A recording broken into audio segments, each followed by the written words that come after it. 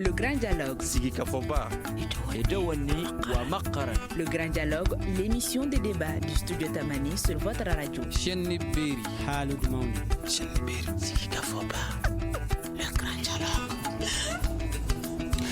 L'actu des jeunes, tous à la FADA, tous au grain ou le studio Yafa, ce sont des programmes essentiellement dédiés aux jeunes, des programmes de la Fondation Hirondelle et nous en parlons aujourd'hui au cours de ce grand dialogue. Comme invité, nous avons 4 personnes. Issa Fakaba Sissoko de la Fondation Hirondelle, Wassinatou Zungrana de Studio Yafa au Burkina Faso, Olivier Assogbari de Studio Kalangu au Niger et Fatoumata Togola de Studio Tamani au Mali. Je suis Mohamedou Touré, chers invités, auditeurs et téléspectateurs de Studio Tamani, bonsoir et bienvenue. Le Grand Dialogue.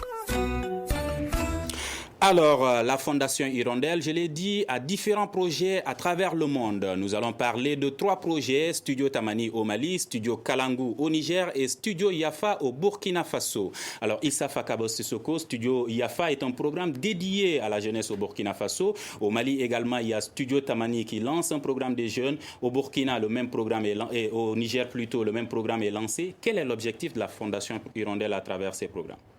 Alors, merci et bonsoir à tous nos auditeurs.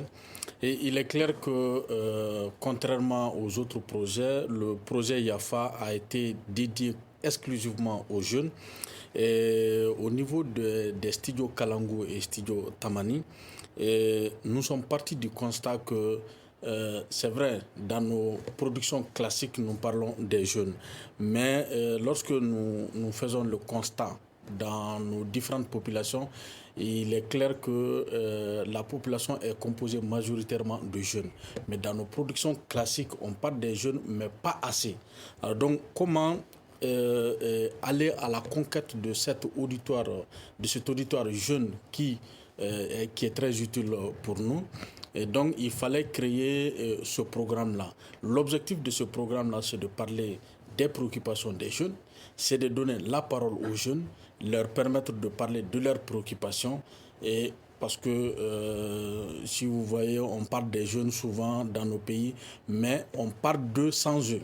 Donc l'un des objectifs des programmes jeunes de Kalangu et de Studio Tamani, c'est véritablement de combler cette insuffisance en matière de traitement d'informations liées aux jeunes. Et ce sont des jeunes également qui s'adressent à ces jeunes. Oui, des jeunes, l'équipe jeune, une équipe jeune qui s'adresse aux jeunes.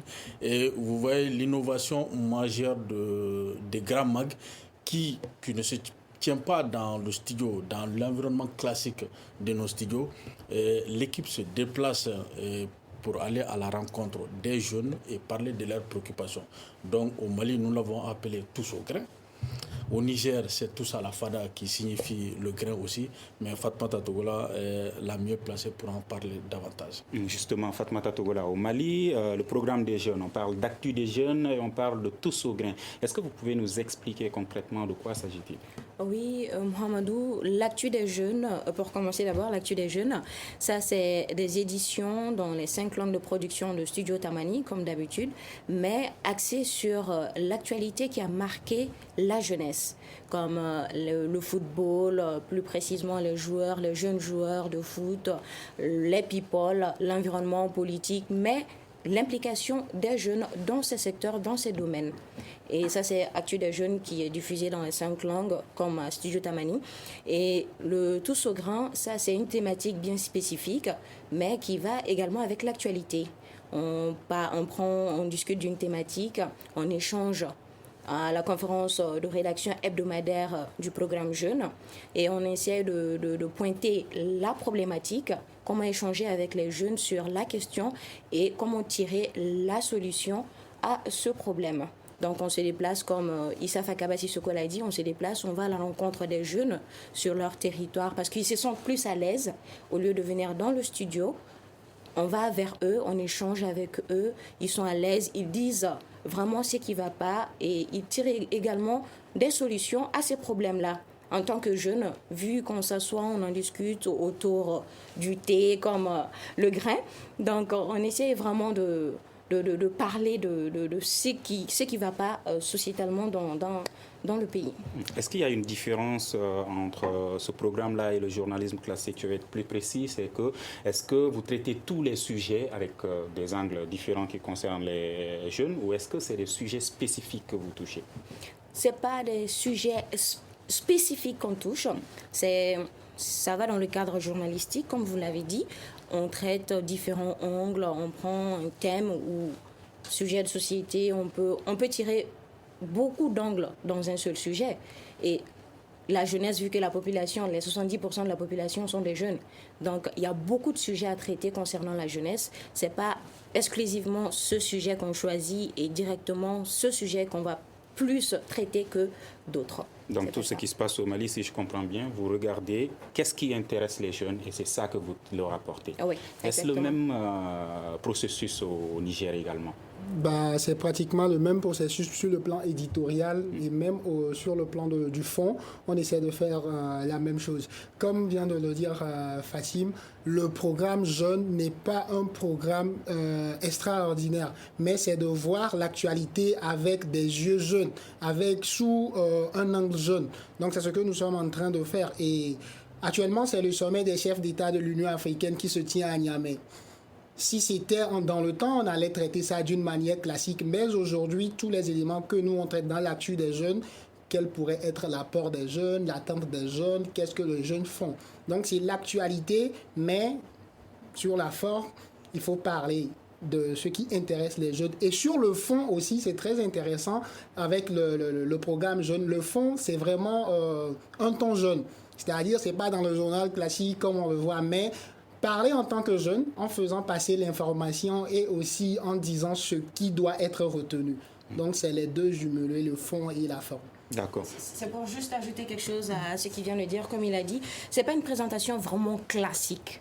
Comme on le voit, le présentateur est là, il fait face à la caméra ou bien il porte son casque. Avec un ton sérieux. Voilà, ton sérieux. Voilà. Non, pas sérieux, mais je dirais pas qu'il n'est pas sérieux, mais pas vraiment strict, quoi. Donc, les présentateurs, vu que ça se fait en duo, c'est sous forme de conversation. C'est convivial, c'est relax, pas vraiment strict comme on le fait dans les journaux classiques. Alors, juste une seconde. Il n'y a pas une différence fondamentale par rapport aux productions classiques des différents projets. La différence fondamentale, c'est le style qui change. Dans la présentation des productions jeunes, c'est le style qui change. On essaie d'adopter le style des jeunes pour que le message soit accessible pour eux. Mais dans le fond, pour ce qui concerne la pratique journalistique, ça répond aux mêmes critères d'éthique et de déontologie.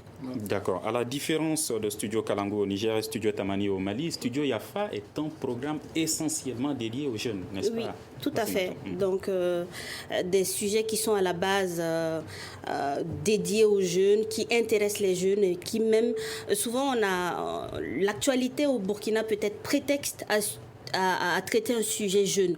Par exemple, on a la nouvelle constitution qui est, on va dire quoi, dans le circuit pour être adopté. Quelle est la place des jeunes dans cette nouvelle constitution? Ça, par exemple, c'est pas des sujets qu'on voit dans un journal conventionnel, dans un journal classique, comme le dit Fatim. Mais ça peut être sujet pour le studio Yafa de voir quelle est la place de ces jeunes-là dans cette nouvelle constitution et chacun le saura qu'il y a la nouvelle constitution, mais moi, en tant que jeune, comment je me retrouve dedans? Donc, pour nous, déjà, à la base, on ne parle que de sujets attrait à la jeunesse qui intéresse les jeunes et pour les jeunes. Donc ça fait que on n'a pas vraiment cette dichotomie entre journal classique et déjà à la base c'est jeune, c'est que ça. D'accord. Peut-on dire que c'est une révolution au Burkina Faso? Est-ce qu'il existe un autre média qui ne traite que de l'information jeune? Pas vraiment. On a certainement des rubriques jeunes, genre rap, voilà, dans les médias classiques, mais on n'a pas des programmes qui, de A à Z, pensent jeunes et produits jeunes. C'est ça vraiment la force, on va dire, du studio Yafa actuellement à Ouaga. Donc ça fait qu'on se retrouve à aller en mission, à aller vraiment dans le Burkina le plus reculé, on va dire, pour toucher à des réalités que les jeunes de Ouagadougou, par exemple, bon, ça leur passe au-dessus de la tête parce qu'ils ne savent pas. Donc, ça leur permet de savoir qu'à Ouaga, on a telle préoccupation, mais quand tu vas à Zignaré ou quand tu vas à Douré ou je ne sais où, il y a telle autre réalité qui touche les jeunes. On n'a pas forcément les mêmes réalités. Issa Fakaba, donc, ce n'est pas une rédaction qui est dans les différentes capitales, que ce soit au Niger, au Burkina et au Mali. C'est également une rédaction qui a des représentants au niveau local et qui ne parle pas une seule langue, c'est-à-dire le français, qui a des langues locales également.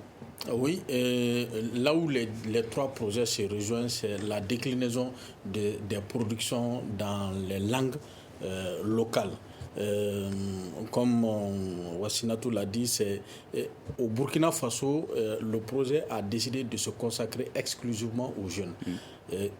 Elle vient de témoigner que les médias classiques ont certes des rubriques, mais il n'y a pas un média consacré exclusivement à ça.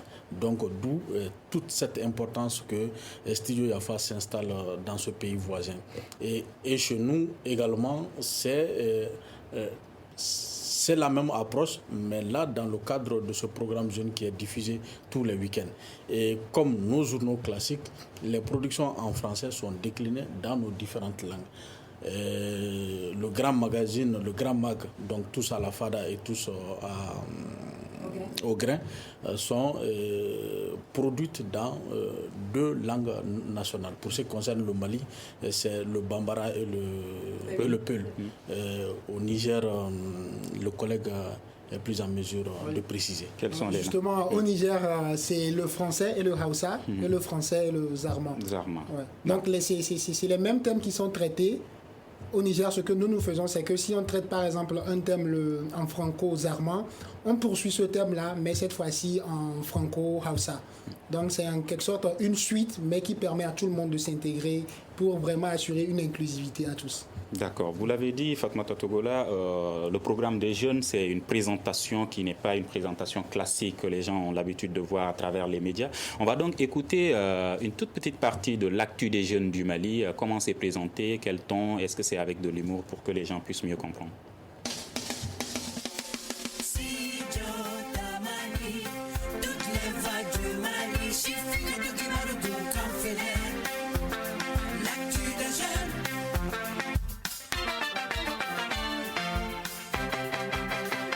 Amis jeunes, bonsoir et posez-vous bien. C'est parti pour 2 heures d'actualité 100% jaune. Je suis Hamadoun Hamamega. À mes côtés, la ravissante Assetou Kanté. Assetou, comment est-ce que tu vas? Bien, Douné, toi? Je vais très bien. Alors, quelles sont les news de la semaine? Alors, il y a la célébration de la fête internationale de la musique. Les Bamakois l'ont célébrée à l'Institut français. Notre mini-mag nous amène à Tombouctou où des femmes victimes de violences sexuelles racontent leur calvaire et demandent justice. Et enfin, la CAN Égypte 2019 à la page sport Hamadoun. Un big up à tous les jeunes, restez scotchés à Studio Tamani. Tout de suite, l'actu des jeunes version Bambara avec Juliette Koulibaly et Lendi Moussa Diallo.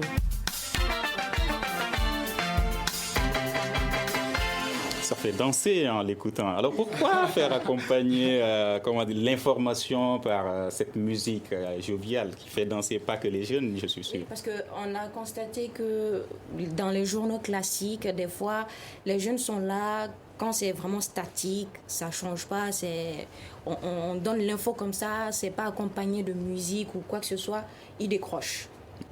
Mais vu qu'avec la nouvelle génération, la musique est plus, ça attire et on en a profité.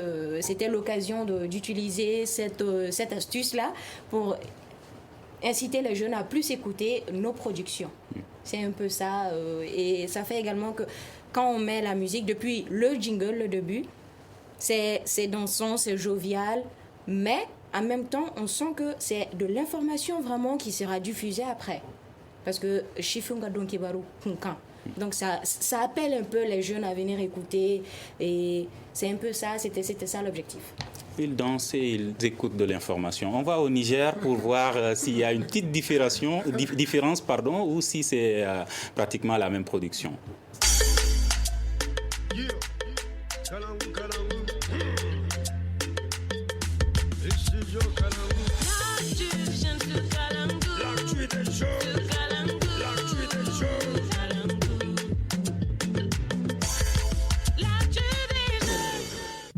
et bienvenue à tous dans votre rendez-vous hebdomadaire, l'actu des jeunes. Au micro, je suis Olivier Assogbavi et à mes côtés, Okeyatou Abdurrahman. Salut Rocky. Bonjour Olivier, comment tu vas? Je vais très bien. Alors, quoi de neuf ce soir? Comme d'habitude, nous avons de belles choses pour nos amis jeunes. Olivier, nous allons débuter ce journal par la consultation gratuite organisée par de jeunes médecins du Niger au quartier Kwartagi de Niamey. Ensuite, nous parlerons du cinéma, plus particulièrement le festival de Cannes qui se déroule actuellement en France avec la participation du Niger et d'autres pays africains. Et comme d'habitude, à la fin, nous parlerons du sport, notamment du bac sportif qui est en cours sur toute l'étendue du territoire national. Et le troisième match des footballeuses nigériennes qui participent au tournoi de l'UFOA Zone B.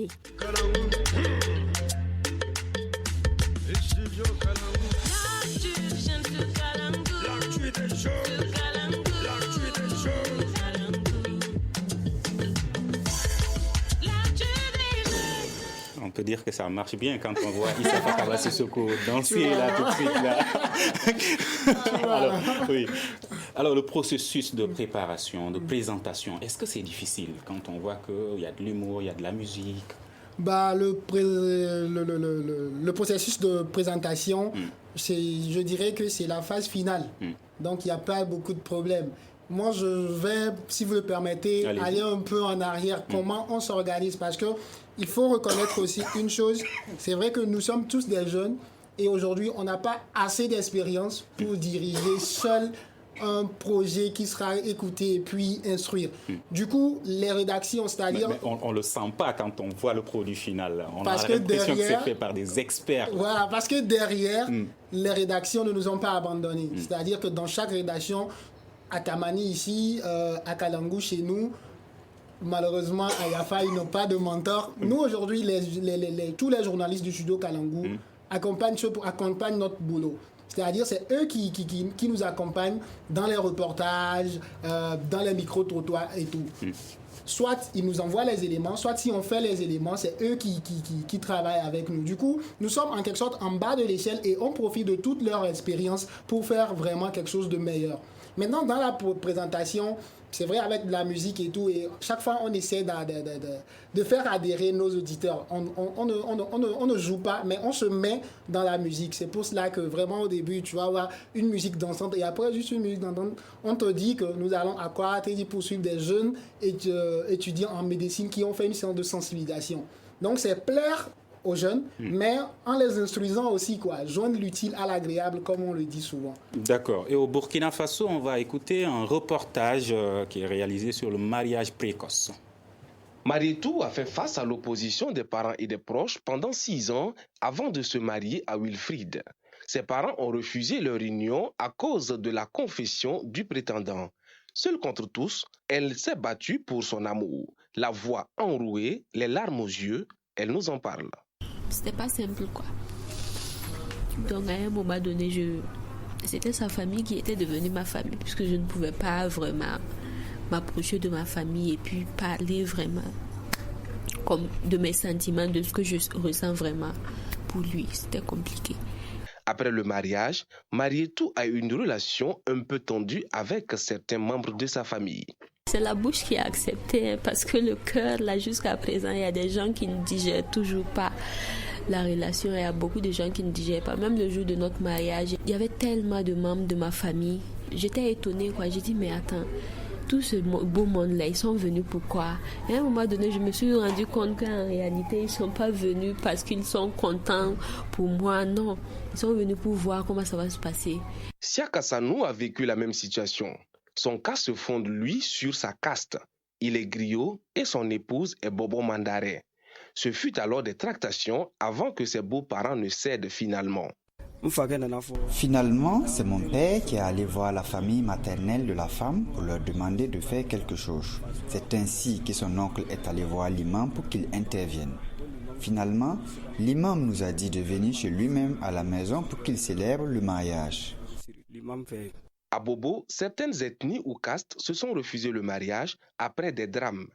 C'est le cas entre les Bobo Mandare, les griots, les Peuls et les forgerons. Seydou Sanou est griot de la cour royale et il nous donne des explications. Le Bobo mandarin et le griot vivaient ensemble en brousse. La femme du Bobo est décédée et il a demandé au griot de surveiller le corps afin qu'il aille chercher de l'aide. Le griot a couché avec la dépouille. Au retour du Bobo, le griot était toujours couché sur le corps de la femme. C'est ainsi qu'il a juré sur son fétiche et appelé la mort sur ses descendants qui tenteraient d'avoir des liaisons amoureuses avec les griots. Au-delà des Bobos et cette région, ces barrières séculaires existent toujours dans un contexte de modernité et un abandon des pratiques ancestrales par les jeunes. Nous avons écouté de la musique, de l'ambiance, de l'humour et ce reportage montre que la Fondation Hirondelle, à travers ses projets, ne traite pas que des sujets qui font plaisir, mais des sujets également qui fâchent, notamment ce mariage précoce. Oui, mais peut-être pour corriger un peu, c'est sur le mariage interreligieux. Voilà, c'est pas vraiment le mariage précoce. C'est vrai que ce sujet-là, par exemple, on va dire qu'on en rencontre beaucoup à Ouagadougou, des jeunes qui s'aiment, qui veulent se marier, mais qui, parce que monsieur ou madame est catholique ou monsieur ou madame est musulman ou parce qu'il y a des questions d'ethnique, voilà, des questions d'ethnie, bon, je vois freiner. Mais très souvent, quand on veut traiter ce genre de sujet-là, parce que on ne veut pas non plus que cette jeunesse-là tombe dans le pessimisme, non, on ne peut pas faire ça. Donc, très souvent, on part d'un cas qui a réussi, d'un exemple, on va dire quoi, d'un success stories, comme on dit, pour maintenant sensibiliser les jeunes à quand même prendre courage. Donc, raison pour laquelle on est passé du cas de cette fille mariée tout, qui malgré le refus des deux familles a quand même surmonté ça, et aujourd'hui elle est mariée à son âme sœur, voilà, et tout. Donc, très souvent, ce qu'on fait à Studio Yafa, c'est très souvent de montrer le côté positif d'un problème.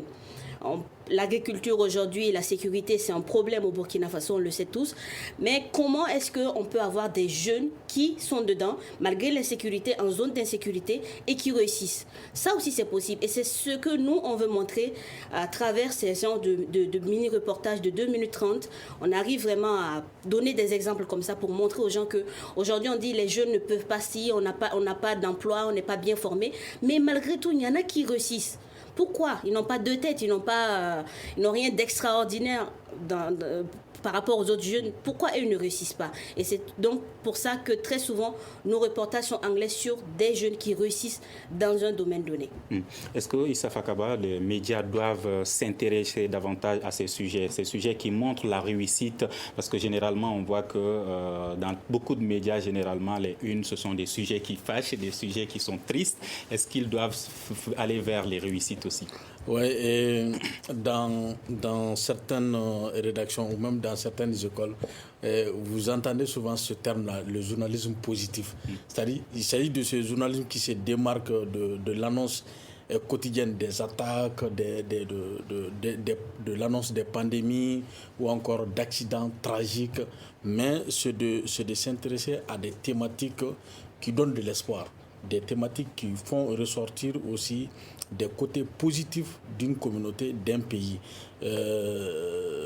C'est l'exemple, par exemple, d'un reportage que j'ai suivi sur un autre média sur ce mariage entre deux individus qui sont de religion chrétienne et musulmane et ayant fait face à tous les obstacles, et ils ont aujourd'hui plus de 10 années de mariage et l'exemple est réussi. Donc, de plus en plus, il y a une école de journalisme qui incite les journalistes à s'intéresser à ces questions, à apporter les aspects positifs de l'information. Oui, c'est une des préoccupations de la Fondation Hirondelle. Et si vous le permettez, ça me donne juste une transition. Si vous constatez de plus en plus les projets du Sahel, notamment Burkina Faso, Mali et Niger, sont en train de développer une coopération, une collaboration entre les différentes rédactions. Alors, l'un des objectifs, c'est ça. Ça, c'est un cas au Burkina Faso, mais le cas est réel dans la société malienne et je crois que ça existe aussi au Niger. Alors donc, c'est pour ça qu'une production du studio Yafa peut intéresser le studio Kalangu au Niger. Et en ce moment, vous voyez, le studio Tamani a une envoyée spéciale au Niger où elle travaille avec ses collègues du studio Kalangu dans le cadre du sommet de l'Union africaine. Et l'une des thématiques traitées au cours de ce sommet, c'est la sécurité.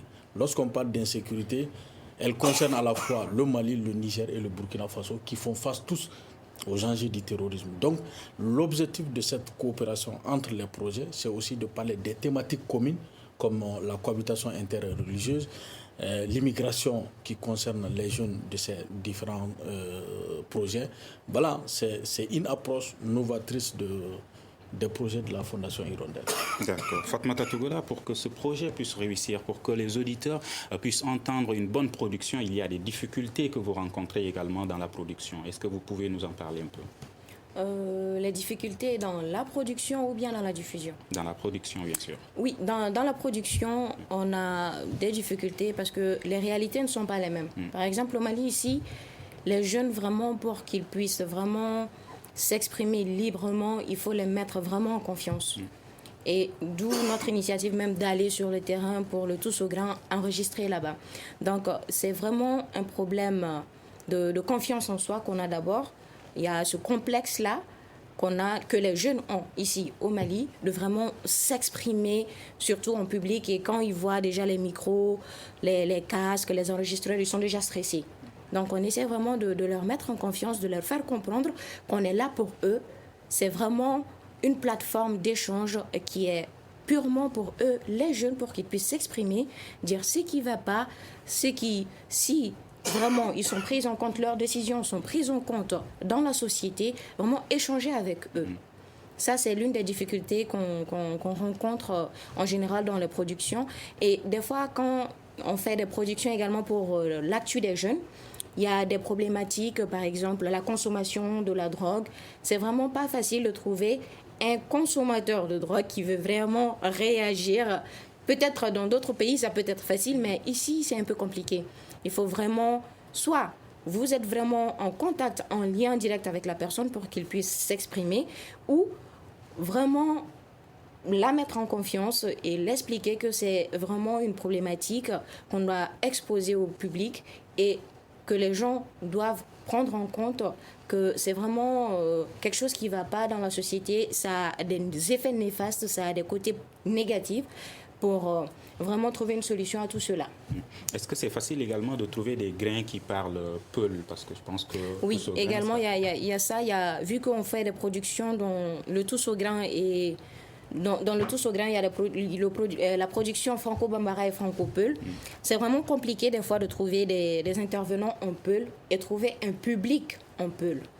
Vu que des fois on fait des débats ouverts, débats publics, il y a tout le monde, vous pouvez exprimer. Il y a des invités qui sont autour de la table sur le plateau, mais également, il y a d'autres personnes qui sont là, qui peuvent faire leur témoignage, participer, donner des pistes de solutions, des suggestions. Mais ce n'est pas du tout facile d'avoir un public vraiment peul. Par exemple, pour le Bambara, c'est très facile. Si on prend l'ensemble du territoire, il y a vraiment moins de personnes qui ne peuvent pas s'exprimer en Bambara. Même s'ils ne peuvent pas s'exprimer, ils le comprennent. Mais le peul, c'est vraiment compliqué. D'accord. Ouais. Est-ce les mêmes difficultés au Niger? Bon, je crois que Niger, comme l'a dit le Red Chef, Niger, Ouaga, Niger, Burkina, Mali, c'est des pays, nous sommes tous des pays qui ont presque les mêmes réalités. À quelques différences près.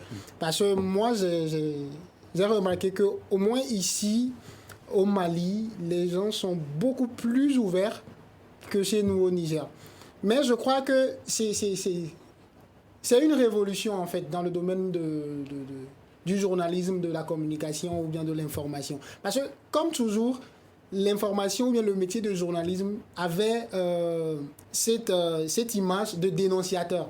Les journalistes sont là pour dénoncer. C'est ça ce qui est dans la tête de l'opinion publique. Mais nous, aujourd'hui, ce qu'on cultive beaucoup plus, c'est le journalisme positif. Et nous, on joue un rôle de médiation.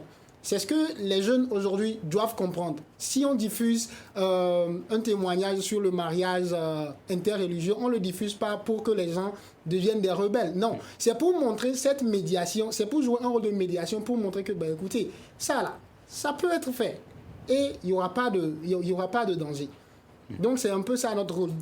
C'est vrai, l'une des difficultés, c'est que chaque fois on veut inviter des jeunes. Mais il faut le dire, les gens ne sont pas trop pertinents. On veut avoir des débats entre jeunes, mais c'est difficile d'avoir des jeunes.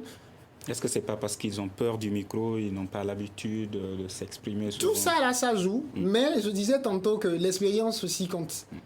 Donc, la pertinence de nos interlocuteurs nous cause un peu de problème. Et par rapport à ça, qu'est-ce que nous avons trouvé comme astuce? Il y a certaines questions qui sont vraiment des questions qui méritent des réflexions. On fait venir des experts, on les explique et ils viennent. Et ceux qui veulent, ils viennent. Ceux qui ne veulent pas, c'est toujours comme ça. Certains sujets aussi sont très difficiles à aborder. Aujourd'hui, c'est facile de parler, par exemple, du manque d'emploi. Tout le monde veut en parler. Mais dès que tu veux dire aux gens, tu veux parler, par exemple, de la drogue, tout le monde dit non, je ne veux pas ça, je ne suis pas ça. Tu peux parler de tout, mais aujourd'hui, tu ne peux pas parler de l'homosexualité chez nous, dans notre société. Ce n'est pas encore possible. Mais je crois que c'est une révolution. On est en train d'arriver et Inch'Allah, un jour, ça va passer. Mais pour le moment, on essaie de faire avec. Juste peut-être donner une astuce à mon cher collègue ici. Ici, nous, déjà, quand on parle, on discute d'une thématique, on essaie de tâter un peu le terrain. Donc, directement sur notre fil WhatsApp, je me dis qu'au cours du débat, on aura l'occasion de parler un peu du fil WhatsApp. Sur notre fil WhatsApp, on informe le public. Le thème choisi cette semaine, c'est ça. Ils peuvent participer, poser des questions, faire des suggestions de questions, envoyer par des messages. Ils peuvent envoyer leurs préoccupations par message vocal. Comme ça, on sent directement comment est-ce que le sujet peut être traité. Ce serait vraiment facile pour nous d'avoir des intervenants, des participants. Nous, on utilise cette astuce-là ici, au Mali, à Studio Tamani. Donc peut-être vous pouvez en prendre en compte. Super. Voilà. On est là comme D'accord. ça. D'accord. Est-ce qu'aujourd'hui, quand on voit les jeunes, généralement au Mali et au Niger, pourquoi les deux studios ont intégré cette nouvelle dynamique? C'est parce que les jeunes ne s'intéressent pas trop aux informations classiques. Est-ce qu'au Niger, au Burkina Faso, les jeunes s'intéressent bien aux programmes diffusés par Studio Yafa?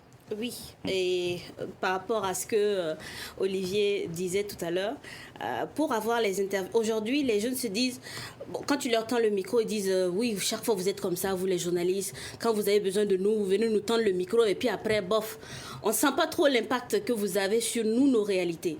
Mais par exemple, à Studio Yafa, on a la chance que souvent, ce que nous produisons quand ça passe avec les publications sur Facebook ou bien quand ça passe à la radio, dans les différentes radios partenaires, eh bien, souvent la télévision nationale repercute. C'est-à-dire, eux, ils font un reportage image et ça nous aide beaucoup. Donc, on se rend compte qu'il y a quand même une répercussion, il y a quand même des médias qui nous suivent et qui font peut-être, avec eux, leur public, qui font mieux ou enfin, ce qui est sûr, on traite pratiquement les mêmes sujets. Voilà, ce qui nous aide d'ailleurs. Donc, aujourd'hui, c'est vrai que les jeunes ne se retrouvent plus trop dans les médias classiques. On a l'impression que quand tu ouvres le journal, c'est pour te parler d'attentats ici, d'explosion de ceci, cela. On ne parle pas vraiment de réussite. On ne dit pas aux jeunes, aujourd'hui, vous pouvez faire ça avec peu de moyens. Aujourd'hui, on parle d'entrepreneuriat, mais quelles sont les difficultés exactement que ces jeunes rencontrent sur le terrain de l'entrepreneuriat? Personne n'en parle. C'est comme si on vous dit, allez-y, mais il n'y a pas d'accompagnement, il n'y a rien. Donc, nous, on va un peu plus loin, on rencontre des experts, et ce que nous, on fait, c'est qu'on n'est pas trop autorité. Parce qu'aujourd'hui, ce qu'on a, c'est ça. Les jeunes, les autorités sortent parler en costard cravate et on a l'impression que ça ne bouge pas. Sujet de société que sujet politique. Voilà, sujet politique. Et ça parle beaucoup plus aux jeunes. Même quand on fait intervenir certains experts, on leur dit, utilise des mots jeunes. Parce que c'est ça. Tu ne peux pas venir nous déballer ton jargon technique, tu vois. Ça ne nous parle pas, tu vois. Ouais. C'est ça. Donc aujourd'hui, on intègre vraiment cet aspect jeune-là, ce qui fait qu'on n'est pas très politique. Les sujets politiques peuvent être prétextes à traiter un sujet, mais ce n'est pas ça notre objectif. Ce n'est pas de suivre l'actualité, on tape au nord, on tape à l'est. Non, ça, c'est pas vraiment notre... C'est vrai, on tape à l'est, on tape au nord, mais comment est-ce que ces personnes la vivent? Comment ces jeunes la vivent? Les jeunes réfugiés qui quittent le nord pour venir à Ouagadougou, qu'est-ce qu'ils laissent derrière eux? Quelles sont leurs appréhensions? C'est ça qui intéresse les jeunes. C'est de savoir qu'aujourd'hui, on a un média qui va au-delà de Ouagadougou, parce que Ouagadougou, c'est pas que le Burkina. Le Burkina, c'est pas que Ouagadougou. C'est d'autres régions. Et aujourd'hui, on arrive à sortir. Et ce n'est pas forcément tous les médias conventionnels qu'on a au Burkina Faso qui peuvent faire ça. Et à l'ère du numérique, vous utilisez également des moyens accessibles aux jeunes. Voilà, on a des moyens accessibles, ce qui fait que malheureusement, on n'a pas encore un fil WhatsApp comme à Tamani, comme à Kalangou, mais on est très suivi sur Facebook.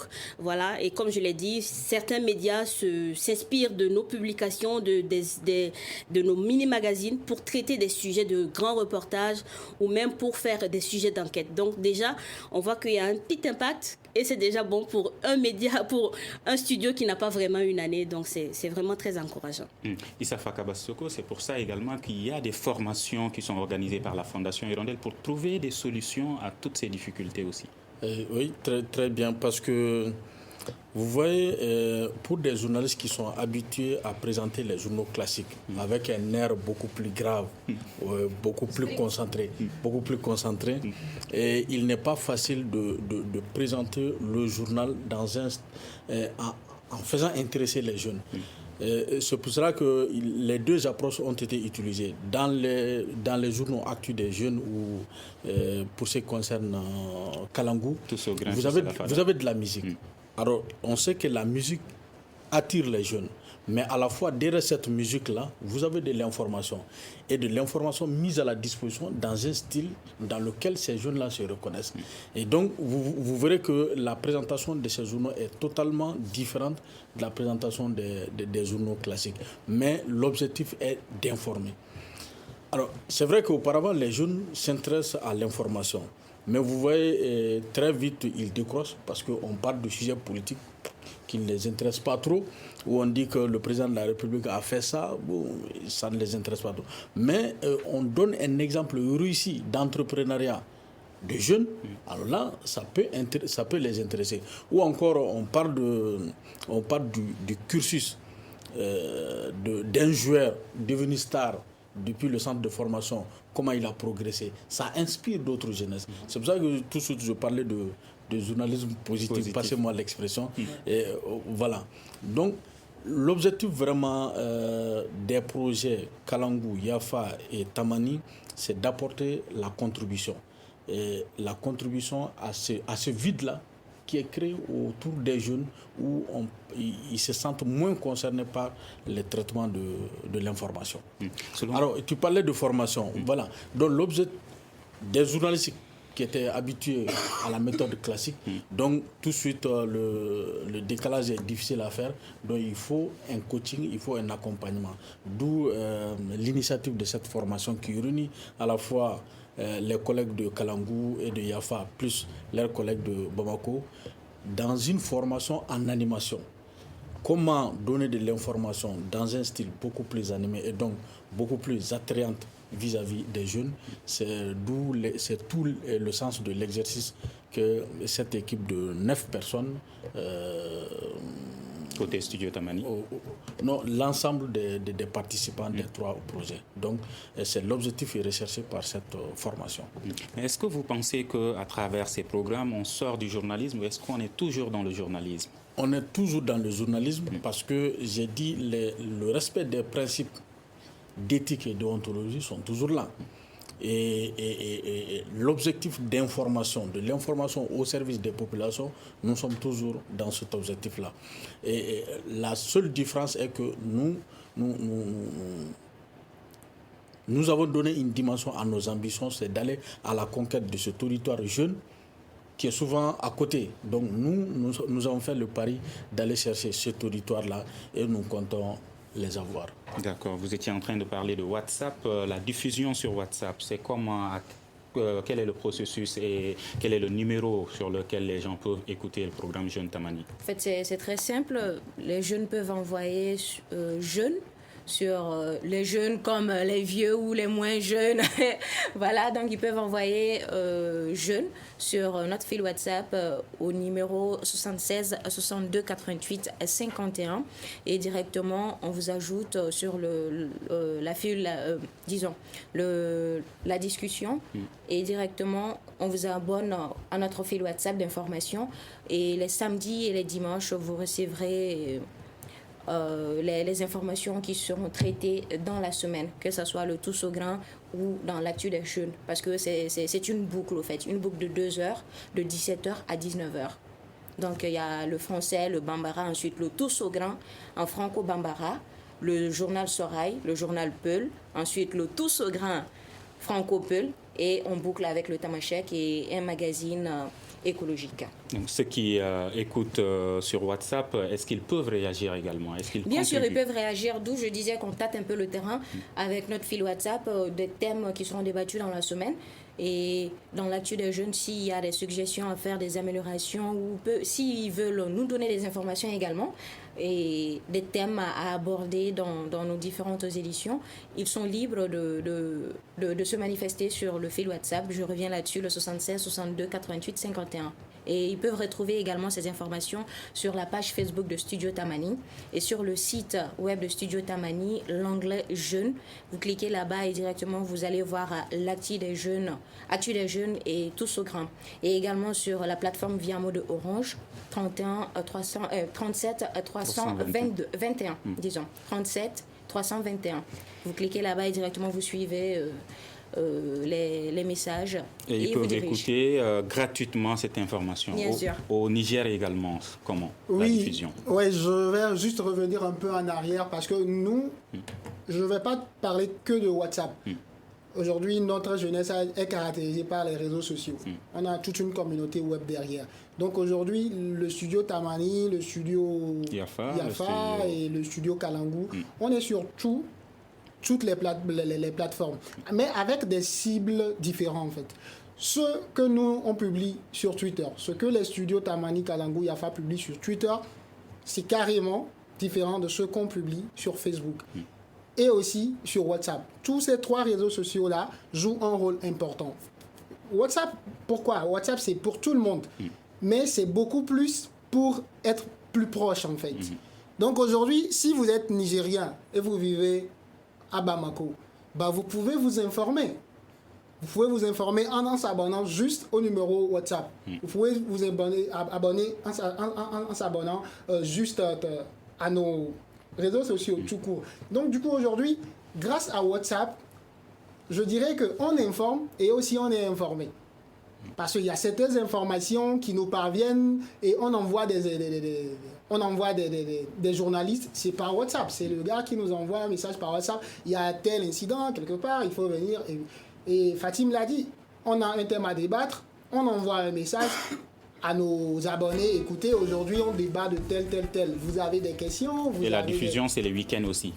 Oui, la diffusion, c'est les week-ends justement. Et nous, bien évidemment, ceux qui sont nigériens, sont ici à Bamako, ils peuvent également recevoir les contenus en envoyant le mot jeune au 80 06 88 54. C'est l'indicatif? 227, plus 227. D'accord. 80 06 88 54. D'accord. Vous venez de suivre cette formation. Qu'est-ce que ça va apporter de plus à vos productions? Comme nous, on n'a pas ce grain ou cette fada-là, donc ça fait que pour les programmes qui seront développés par Studio Yafa, ça peut être un plus. Et c'est vrai qu'on est un peu rodé, on va dire, dans les mini-mags, mais ça, c'est un autre programme, c'est un autre volet. Aussi par WhatsApp. Voilà, c'est ça.